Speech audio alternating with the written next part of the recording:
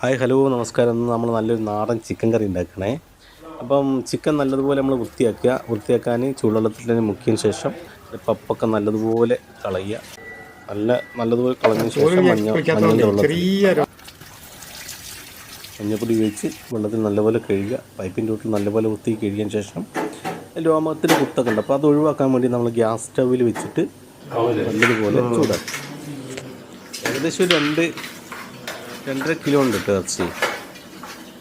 അപ്പം ഇത് നമുക്ക് കുക്കറിൽ ഒരു 3 വിസിലടിക്കണം.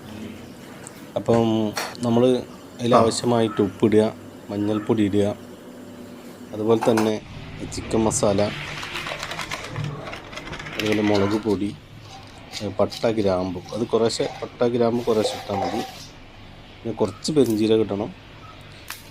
ഒരു തക്കാളി മുറിച്ചിടുക, ഒറ്റ സവോള, ഈ സവോള ചെറുതായിട്ട് കട്ട് ചെയ്തിടുക.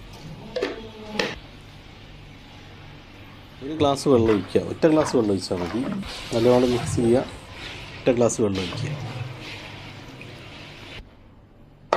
3 വിസിൽ, കുക്കറിൽ 3 വിസിലടിച്ചാൽ സംഭവം സെറ്റാണ്. അപ്പം ചീനച്ചട്ടിയിൽ നമ്മൾ വെളിച്ചെണ്ണ ഒഴിക്കുക.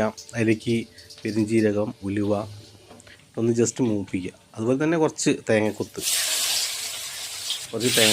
സവോള ഒരു 3-4 സവോള, കുറച്ച് 2 പച്ചമുളക്, പിന്നെ കുറച്ച് ഇഞ്ചി വെളുത്തുള്ളിയും കൂടി ഒരു ചതച്ചിട്ട് ഒരു 3-4 തക്കാളി ഇടുക. പിന്നെ ഓൾറെഡി നമ്മൾ മുളക് പൊടിയൊക്കെ ഇട്ടാണെങ്കിലും ഈ മസാലയിലേക്ക് കുറച്ച് മുളക് പൊടി, മല്ലിപ്പൊടിയും കൂടി നമ്മൾ ചേർക്കുക. നല്ലപോലെ മിക്സ് ചെയ്തതിന് ശേഷം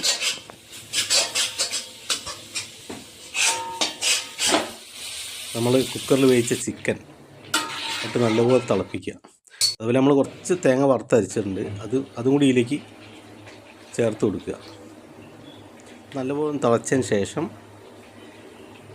നല്ലൊരു തിള വരും. കുറച്ച് നേരം ഒരു 2-3 മിനിറ്റ് നല്ലപോലെ തിളപ്പിക്കുക. അതിനുശേഷം ലാസ്റ്റ് കുറച്ച് മല്ലിച്ചപ്പ്, ചെറുതാക്കി കഴിഞ്ഞാൽ മല്ലിച്ചപ്പ് ഇട്ട് നല്ലതുപോലെ ജസ്റ്റ് ഒന്നും കൂടി 1 മിനിറ്റ് ഒന്ന് ചൂടാക്കുക. ഒന്ന് കുഴച്ചിട്ട് 1 മിനിറ്റ് ചൂടാക്കിയ സ്വാദിഷ്ടമായ നല്ല ടേസ്റ്റിയായ ഒരു നല്ല വറുത്തരച്ച നാടൻ ചിക്കൻ കറി കേട്ടോ. നിങ്ങളെല്ലാവരും ഉണ്ടാക്കി വെക്ക്. അടിപൊളിയാണ്, സൂപ്പറാണ്.